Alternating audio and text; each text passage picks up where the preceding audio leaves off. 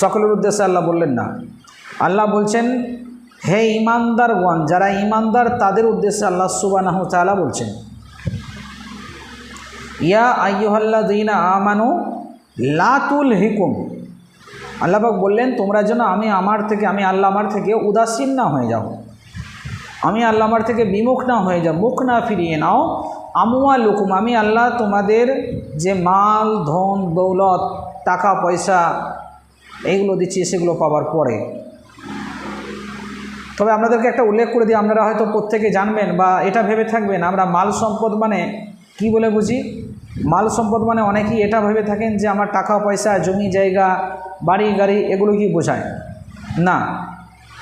মাল সম্পদ বলতে গেলে আপনার ধন দৌলত টাকা পয়সা বাড়ি গাড়ি থেকে আরম্ভ করে আপনার বিবি বাচ্চা পিতামাতা সন্তান সন্ততি ইত্যাদি ইত্যাদি সমস্ত কিছু কি